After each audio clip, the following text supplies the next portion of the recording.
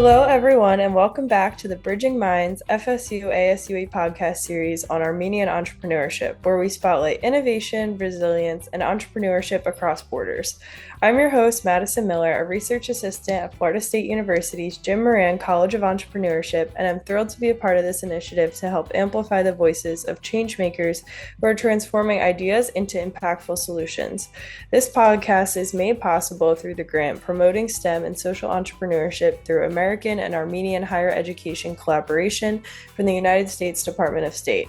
Also, I would like to highlight that the opinions, findings, and conclusions stated herein are those of our guests and do not necessarily reflect the United States Department of State. Today, I'm joined by Mary Badalyan, co-founding director and CEO of EventToura, of Event Travel and Tourism Developing Agency, and board member of FestivAr, Association of Armenian Festivals. We're going to be diving into her journey, the challenges she's overcome, and the impact she's making through innovation and purpose. Thank you so much, Mary, for joining us today. Thank you very much, Madison, and the team for inviting me. It's my pleasure to be here. I'm so excited. So first, I would love to learn a little bit more about you and your background. I know you have experience with a lot of different areas like law, entrepreneurship, event management, and education. So I'd love to hear how, you got started in your career and how all these different passions came together to get you to where you are today. Thank you for the question. First of all, from the first, I remember maybe I was 12 or 13. I know that I will become a businesswoman. I don't remember exactly when. Maybe it was after the reading the Schliemann, archaeologist Schliemann's life. I understood that if you want to fulfill any kind of dreams and goals, you should have money. I mean, at least you should know how to make money or fundraise money. That's why I decided to become a business lady and then to open whichever door I want. And then I said to my father that I want to be the part of our family business. During my management, my family business maybe 100 times became bigger. And then I decided that it's enough for me in this field of international trade. I want something new and I have enough knowledge to just give to others. So I become a manager of startup cup competition. And then 2-3 years on that field, again, I felt that I have enough on that field. I have nothing to do anymore. And then I decided to just 2-3 years to find myself in other fields. I traveled many countries, especially in extreme hiking field. I find myself and then came back and found a very good person, Nune Manukyan, which and that time we decided to do something very interesting and profoundly important for Armenia. So we founded our company and become the pioneers of making Armenia touristic desired place. Mm-hmm. That's the very short story of my life. How I just decided from the entrepreneurship to go to the direction of to put my all energy into the Armenian's economy. In just that time, I found that tourism is the best way to do that. Yeah, absolutely. That is so cool. So when you were building your startup, did this come from a place of finding a problem and needing a solution for it? Or was this something that, was more passion oriented? Could you tell me a little bit more about your startup journey? First of all, without passion, you cannot do anything. You should have passion for starting anything. And as I said, prior to that, maybe 2-3 years before that, I was managing up to 300 startups in their early stages.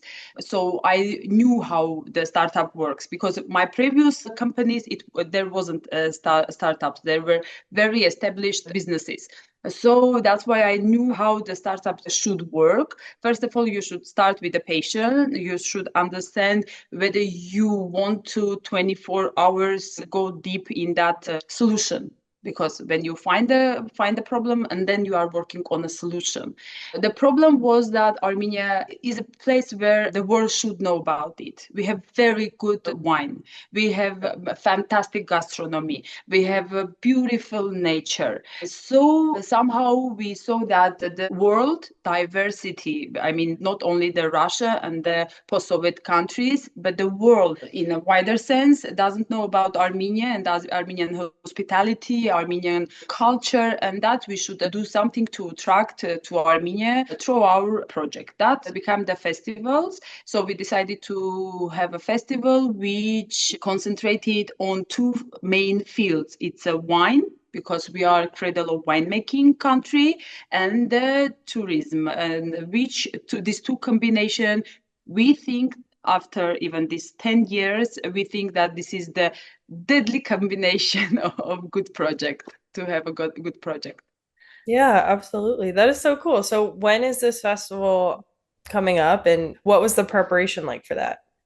Preparation, first of all, as I said, after 2-3 years of wandering in many places as Himalayas or in Tepuyas of Venezuela, and I completely having no idea what is going on now in Armenia, I came to Armenia, and when my now co-partner Nune asked me to help her with the project, I said, I am good in making business, building business projects, but not anything that which can be dependent on the international grants or on government money or something.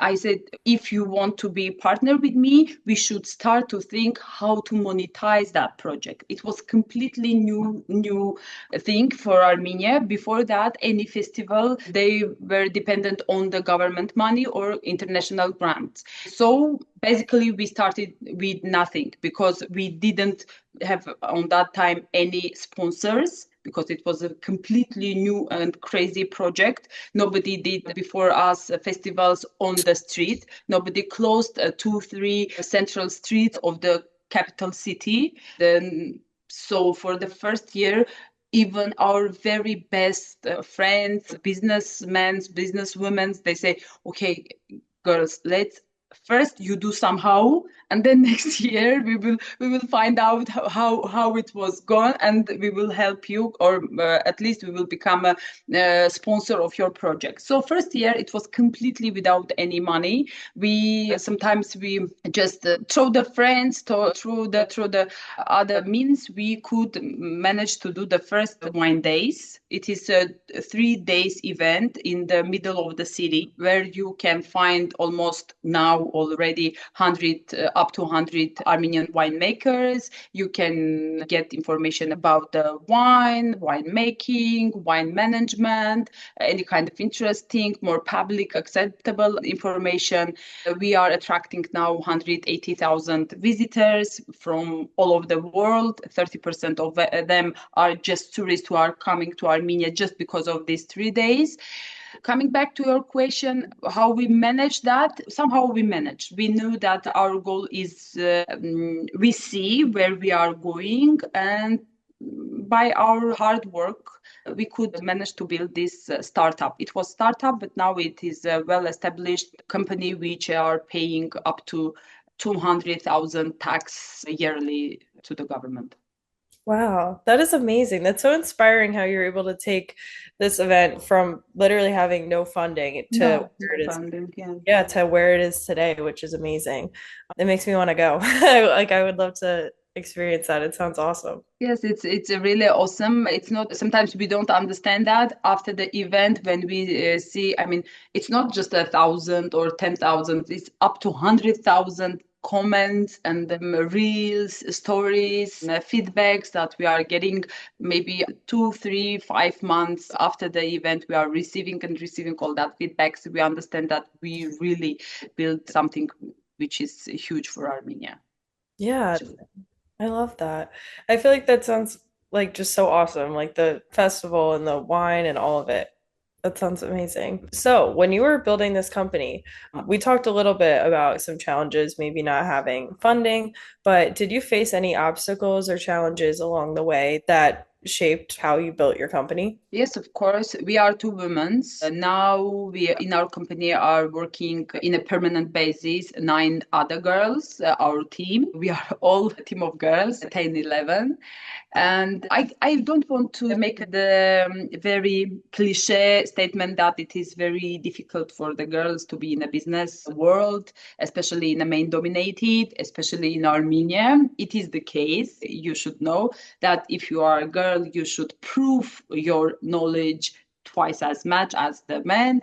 You should prove that your project is not craziness. It is not out of the emotional or hormonal thing. It is something which you build by calculating the things, that you know what you are doing. You are not emotional because you are emotional. You are doing this. And for instance, it can be that anything, any new thing that we included in the project, for instance, just selling the wine during the festival and then making open the space. So we are not closing the doors. So it is just an open, free entrance place. Whenever you want, you want wine, you are buying tickets. It was craziness. Even some governmental official bodies, they say that it can be very dangerous to sell the alcohol for this kind of event. But we know that any kind of club, any kind of event, small events, they are so selling. If we build security in a right way with the government and with our private security, so we will have a very good festival. So we did that. Of course, it was difficult to convince all about its police department, all other governmental bodies, and to hire our own security department. But now, because of this, at first it was just an emotional thing that you cannot do that. It is crazy. Don't do that. Nobody will buy wine with the glasses. Armenians not like that. Nobody will drink the wine in the streets. So it's craziness. Just give up this idea. And then we understood that people should enjoy this atmosphere of at least to drinking wine, one glass or portion or tasting, and then to understand the wine, to buy from the winemakers the whole bottles or a whole even more. So there were many difficulties. As I say, it's first of all, you are feeling more that you are a girl, you are a woman in the field of the men. It's somehow making difficult. But you should work twice as much. You should explain twice as much. If you are have that consistency, you are winning. You are in a win-win position. Yeah, absolutely. So, for young women who might be listening to this, who might want to start their own company or their own entrepreneurial venture, what's some advice that you would have for them to not get discouraged along the way when people might doubt just prepare to be consistent, just prepare to answer to all questions. Maybe it is awkward that you have to explain yourself, maybe, but the world is in your now, maybe in Europe, maybe in America, in USA, it's a little bit different that in Armenia. But if we want to prove that women can be as good entrepreneur and business lady as the men, for the first stages, when we should prepare a man to understand us, I think you cannot say that they have to understand that us and go directly without explanation. You should, at least in this kind of Oriental countries, you should be prepared to explain yourself, give more explanation about what you are doing, and then never give up, first of all, and then to achieve yourself.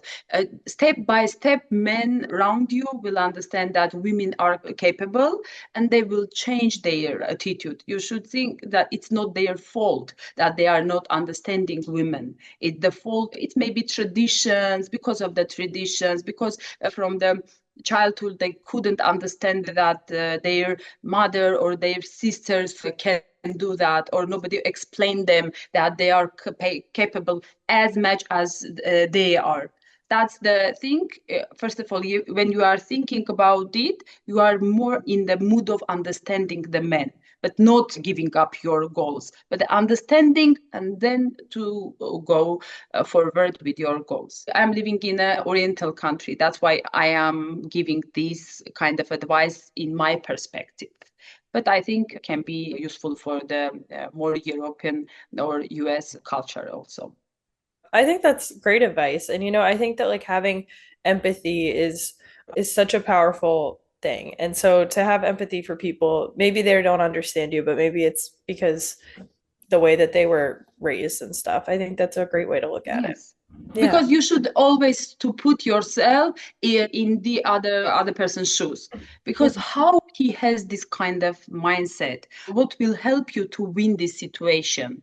So without this you can just be in conflict, but Mhm. it isn't. We should live in harmony with the men, with the other women. So when you want to be in harmony, you don't want to be the aggressive women who are just destroying and destroying all these kind of obstacles, and then you are in the end of the day very nervous, you are out of the energy, and you are thinking about how to prove yourself. I mean, all this energy, of course, it is the way to do. It is the other way to do the business or to achieve your goal. But my way, it always was, I can re-explain things and reassure to the other person that your perspectives, all the knowledge about the women that you have, it's not correct. Let's just work on it step by step.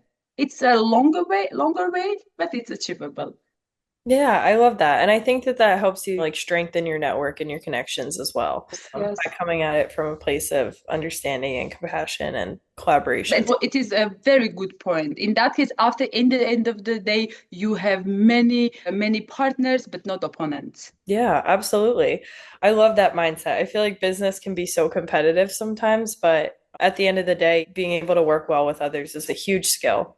So that's awesome. That's something that you build your company on is collaborating and understanding. I love that. Yeah, any new starters? I know now in Armenia, I see that women are, of course, now it changed a lot. Men are more on because this all movements. It's not only women movements; it's also men movements. They want to have a very strong women besides them, so it helps a lot. But in any way, now I see that the more 40 plus, 35 plus women prone on my approach. But before the 35, before the 30, all the business ladies, they start with this aggressive touch that everything we should build with, we should just break all these kind of obstacles. And then, and if I think if you are getting older, getting wise, you understand that harmony is everything. And the partnership in a business is everything.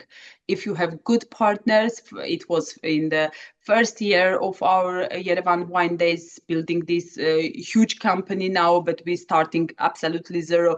It was just because of the harmony and the working, explaining, re-explaining, and making partners out of the police department, out of the governmental bodies, even with the municipality, all departments that we need. It is electricity department, it can be cleaning department, and everything. I mean, you are working with up to 500 companies to just have 3-day event. Yeah, that's amazing. It's like I feel like with events like that, a lot of people go, they don't realize how much goes into it, how many people are involved and how much is going on behind the scenes. So it's so cool how you're able to combine all of that. It's again by good relationship and by consistency, and that you should be predictable. Your actions as a businesswoman or businessman or entrepreneur, you should be very predictable. If someone is making contract with you, so they should know that each article of that contract should be done, will be done. So and in the other hand, if the other person, for instance, the participant of the festival, not the visitor, but participant, if they know that if they somehow break the articles of the provisions of the contract, they if there is written that they should be fined, financially fined, so you should go and find them, even with the risk of losing the partner. This is the case that when it's coming with the law, with the rules, if you set with your partner in front of you, men or women, it doesn't matter. It is as you can take as a advice too. If you conduct it from the first day, you said that this is the rules of the games, so you shouldn't, for instance, sell the wine without tickets. So anyone who broke the law, the rule, should be fined. And if you are consistent, so each year you will see that all the rules that you make for your festival, the partners are keeping that. They are not breaking the provisions of the contract. Yeah, I think that's such a good point. Consistency is hard for a lot of, I feel like, young people, but it's so important in being successful. Yes, and especially in Armenia, when sometimes the contractual relationships are not so. I can say that if you have a good partner, partnership relationship with someone, they think that it is more important than the contractual. But if you want to work with 500 companies for the one project, you should make very clear contracts and clear rules about that contract. And you should consistently keep that. It is the thing that in Armenia, again, it is very different from the EU, from European or US culture. If you make the contract, you know that this is the provision, so we are going to keep all that contract. But sometimes in Armenia, they say, oh, it's of course it is in contract, but as our friend, I mean, we have very good partnership. It is almost 10 years. Okay, this small thing we can change. So this small thing we can put out of the tent, for instance, advertisement roll up or something, which we cannot by the rule of the municipality and so on. No, if you did, never mind, you are my friend or you are my relative or you are my good partner. If you signed with me the contract, you should keep the contract provisions. Mm-hmm. This is the thing. Again, I don't know how much will be useful for the US or EU young entrepreneurs, but for Oriental countries, so don't be afraid to keep your contractual provisions. It's such a good point because I feel like a lot of people, when they start thinking of a business, it's like all exciting and they have an idea, but they don't think about these more logistical things. So it's great that you brought it up and talked about that because I feel like that's something that slips a lot of people's minds. The laws of your country are the best partner for new startups or new entrepreneurs. Mm-hmm. If you know the law, because laws of any country are very protective of the business. So you should know your law, your country's law, and then started to use that. For instance, if you have a company, just go immediately with the very little money, just go immediately protect your trademark, your name with the government. It will help you a lot. If you, for instance, your startup goes well, you are now becoming entrepreneur with a good name, and nobody can use your trademark, for instance. So advice for number 3, just use your country's law very wisely and to know the laws. If you know the laws and the rules, it will help you a lot. Yeah, absolutely. Well, Mary, thank you so much for joining us today. I think that's about all the time that we have, but you gave us so much good insight and advice. And I just want to thank you so much for joining us and sharing your story. Your journey is a powerful reminder that innovation doesn't just start with a great idea, it grows through resilience, creativity, and a passion for solving real-world problems. And to our listeners, thank you so much for tuning in to the Bridging Minds podcast. We hope that today's episode inspired you to think boldly, build collaboratively, and build in your ability to make a difference.